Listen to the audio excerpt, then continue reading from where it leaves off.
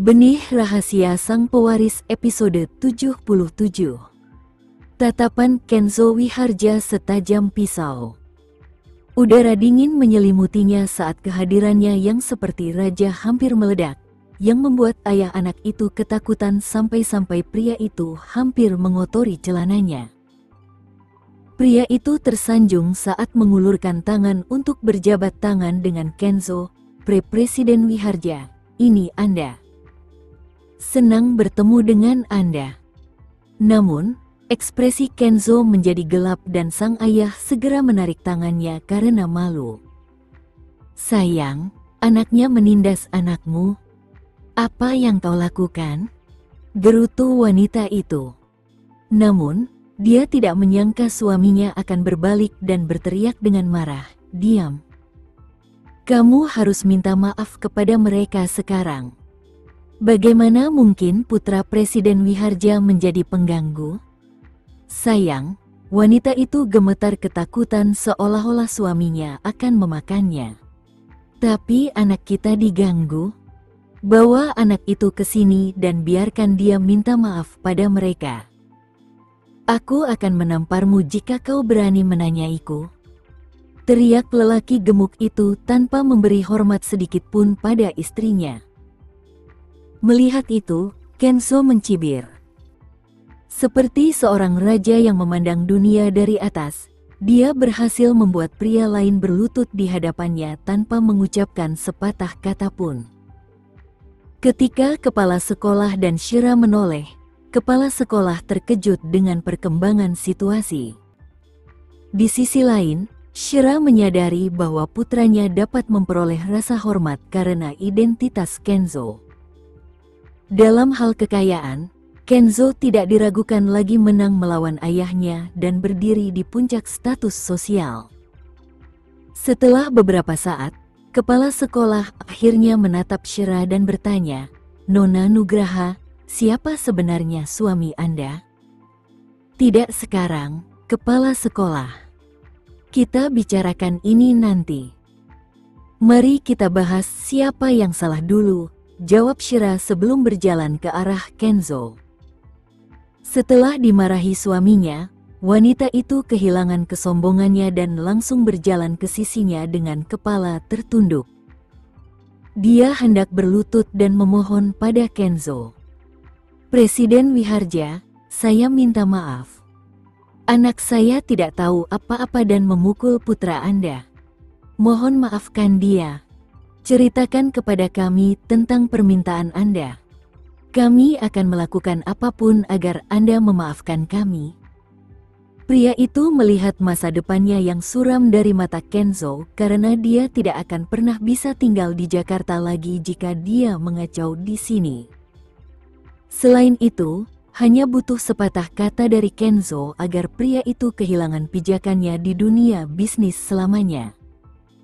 Di sisi lain, Leon berkedip dan menatap orang tampan di sebelahnya. "Wah, dia keren sekali.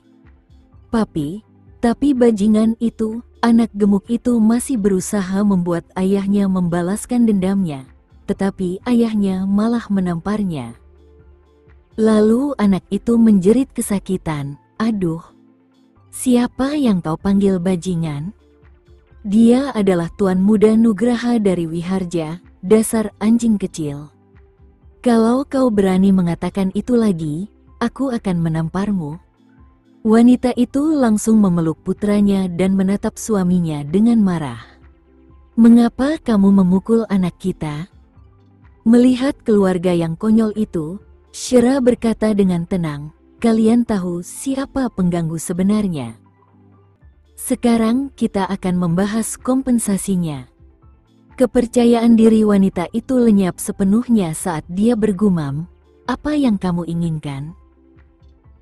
"Permintaan maaf dan kompensasi atas biaya pengobatan anak saya." Shira tidak berusaha memanfaatkan situasi tersebut karena dia hanya ingin keadilan ditegakkan. "Tapi aku ingin anak itu menghilang." Leon tiba-tiba berteriak, "Dia telah menindas teman-temanku dan aku. Kenzo menyipitkan matanya dan berkata dingin kepada pria yang membungkuk padanya, "Kau dengar itu? Keluarkan anakmu dari sini." "Baiklah. Saya akan segera mengeluarkan anak saya dari sekolah." Pria itu buru-buru membungkuk dan menambahkan, "Presiden Wiharja, Nyonya Wiharja, dan Tuan Muda. Saya sangat menyesal. Mohon maaf atas perilaku buruk anak saya. Saya berjanji dia tidak akan pernah muncul di sekolah lagi. Sayang, kamu adalah pemegang saham."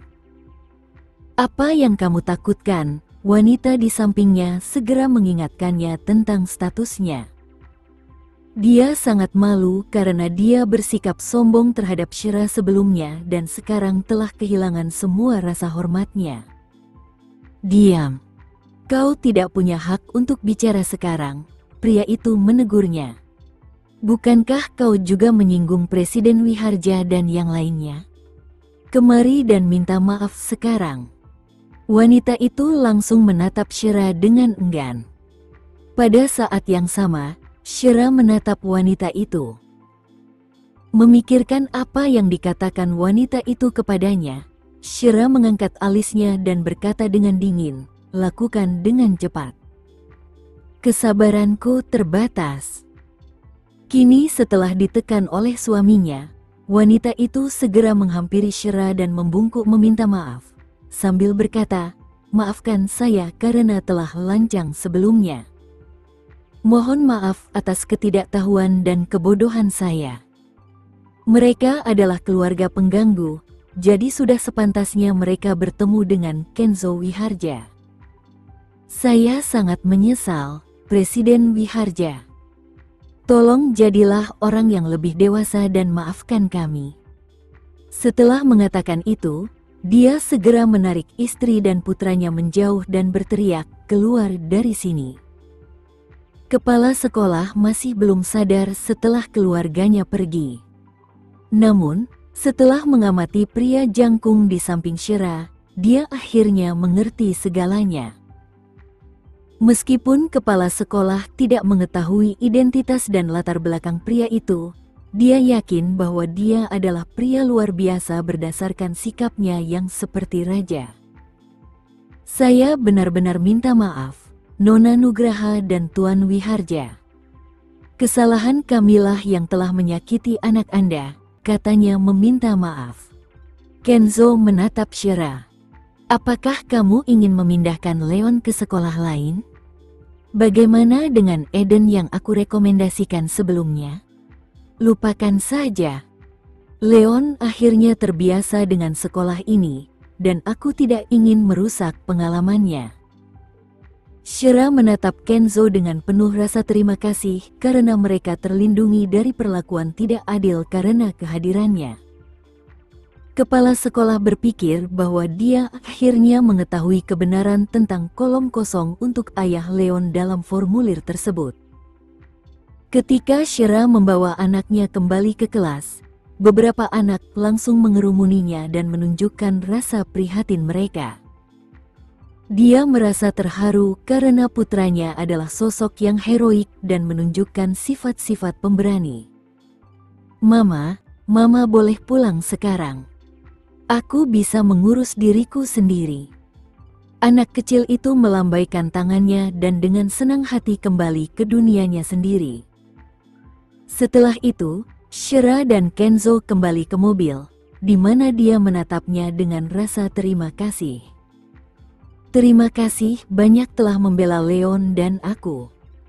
Jika Kenzo tidak hadir, Shira akan diganggu oleh wanita jahat itu bahkan tanpa sempat membalas."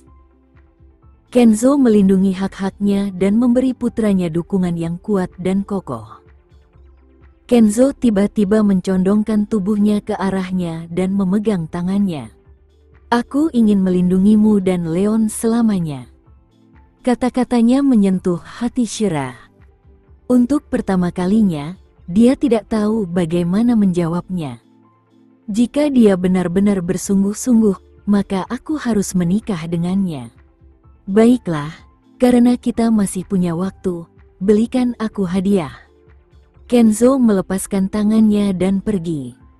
Shira hampir lupa bahwa dia harus mengembalikan hadiah kepadanya.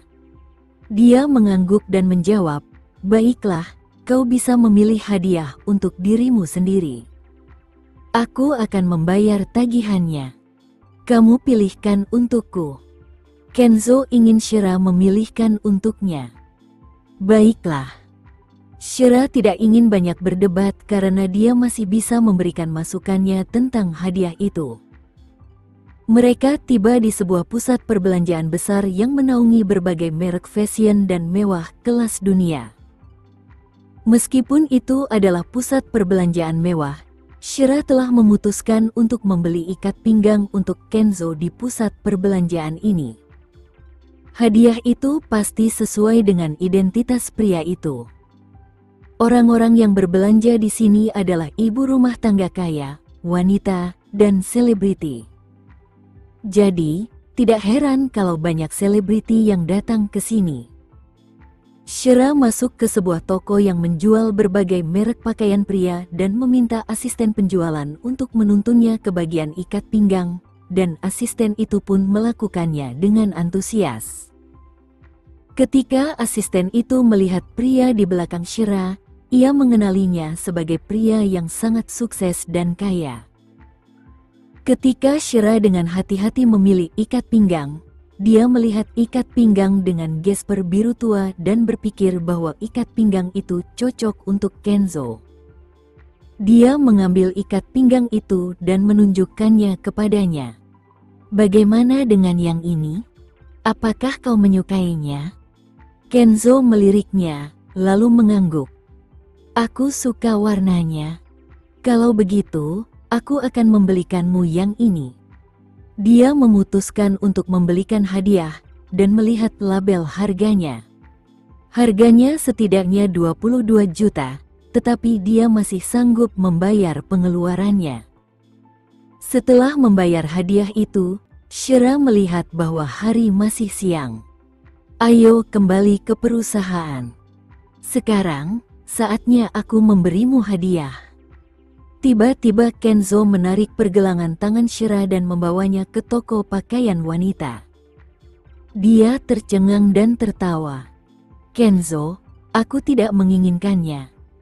Namun, Kenzo tidak peduli dengan protes Shira. Begitu memasuki toko, dia langsung mulai memilih. Shira memperhatikannya mengamati pakaian-pakaian di gantungan baju.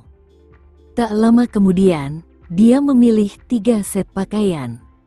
Produknya meliputi pakaian kerja, mantel kasual, dan rok. Merek ini merupakan merek papan atas dunia, sehingga kualitas dan gayanya sangat tinggi. Shira ingin pergi, tetapi dia tahu Kenzo akan membayar semuanya jika dia membiarkannya. Ketika dia memikirkan hal itu, dia merasa kasihan pada dompet Kenzo. Jadi, Shira tetap tinggal untuk membujuknya. "Kenzo, sudah cukup. Kamu tidak perlu memilih lagi." Asisten penjualan di belakang Kenzo sudah memegang setumpuk pakaian di tangannya. Namun, dia masih akan mengambil lebih banyak lagi. Melihat ini, Shira hanya bisa berjalan di depannya dan merentangkan tangannya untuk menghentikannya. "Presiden Wiharja, ini sudah cukup. Tagihan." Kenzo menoleh ke asisten penjualan. Ia buru-buru memanggil teman-temannya dan dengan cepat melihat label harga sambil dengan antusias mendeskripsikan pakaian-pakaian itu. Melihat jumlah pakaian itu, Shira merasa pusing. Dalam waktu singkat, Kenzo telah memilih 3 set pakaian kerja, 4 mantel, dan 3 rok. Tentu saja, semuanya berukuran S. "Tuan, Anda telah menghabiskan total 1.020 juta. Apa metode pembayaran yang Anda inginkan?" Asisten penjualan itu tidak bisa berhenti tersenyum. Apakah saya salah dengar? Lebih dari 1 miliar? Pakaian ini harganya 1 miliar. Sebagai tanggapan, Kenzo mengeluarkan kartu hitam dan menyerahkannya. Kartu.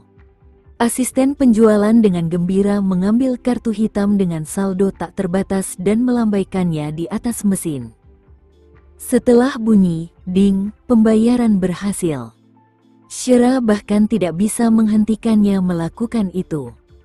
Pada akhirnya, Kenzo membelikannya banyak pakaian. Uang membuat dunia berputar. Setelah asisten penjualan mengemasi pakaian, ia menyerahkan 7 tas berisi pakaian kepada Shira. "Nona, ini pakaian Anda. Terima kasih atas dukungan Anda. Silakan datang lagi segera." Telapak tangan raksasa meraih tas-tas itu, dan lengan lainnya melingkari pinggang Shira. Kemudian, Kenzo berkata, "Ayo pergi." Saat Shira keluar dari toko, Kenzo Wiharja menunjuk ke arah sebuah kafe. "Ayo, kita minum kopi bersama," ajaknya sambil menarik Shira ke arah tersebut. "Selama kamu tidak memboroskan uang untukku, aku dengan senang hati akan ikut," keluh Shira dengan nada getir. Dia merasa khawatir dengan kemurahan hati Kenzo. Kenzo membawa Shira ke sudut kafe yang lebih remang. Tata letak kafe ini unik, dirancang untuk memastikan privasi pelanggan sehingga mereka dapat menikmati pengalaman tanpa gangguan dari orang lain. Saat mereka masuk, seorang pria di dekat pagar tampak bersemangat. Dia sedang memegang kamera dengan lensa zoom. Sebagai paparazzi profesional, dia mendapatkan informasi bahwa seorang selebriti akan mengenakan gaun malam hari ini. Namun, selebriti itu tidak pernah muncul. Sebaliknya, paparazzi itu melihat sosok pria yang lebih menonjol. Pria yang sangat sulit dipahami. Presiden Wiharja Group sedang memegang seorang wanita muda yang cerdas dan cantik di tangannya. Tak diragukan lagi, skandal ini akan memiliki nilai komersial lebih tinggi daripada selebriti itu. Pria tersebut langsung mengikuti mereka sambil berusaha menyembunyikan keberadaannya. Kemampuan kamuflase dan keterampilan fotografi candidnya sangat luar biasa sebagai paparazzi profesional. Dia berjalan mengelilingi kafe, memastikan posisi duduk Kenzo dan Shira sebelum memilih tempat persembunyian. Kemudian, dia memperbesar gambar dengan kamera lensa fokus panjangnya untuk mengambil foto candid. Beberapa saat setelah tiba di kedai kopi, Shira dan Kenzo selesai memesan. Shira merasa lelah hari ini karena urusan putranya, lalu mengusap pelipisnya untuk bersantai. Tiba-tiba, Kenzo bangkit dari tempat duduknya dan duduk di samping Shira, lalu memeluknya. "Apakah kamu lelah?" Jantung Shira berdebar kencang. Berdasarkan pengalamannya, jika Kenzo duduk dekatnya, pasti ada niat tersembunyi. "Aku akan memijatmu." Kenzo mengulurkan tangannya dan meremas bahu Shira. Shira merasa geli, tersipu, dan mendorongnya menjauh. "Tidak, terima kasih." Cahaya lembut menyinari wajah Shira saat Kenzo menyisir rambutnya, menampakkan leher dan cuping telinganya yang seputih salju. Keduanya terlihat memancarkan aroma yang menyenangkan. Melihat ini, Kenzo merasa gugup dan mencoba mengalihkan pandangannya.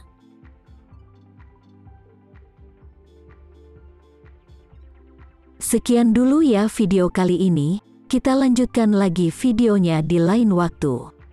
Oh iya, bagaimana menurut kalian? Semoga bisa sedikit menghibur kalian semua. Untuk teman-teman yang baru nonton, jangan lupa subscribe ya, hehehe. Dan kalau teman-teman ada yang ingin gabung langganan, bisa langsung gabung saja untuk dapat fitur yang menarik dan sedikit membantu Mimin. Terima kasih banyak sudah menonton, sampai jumpa lagi, bye bye bye.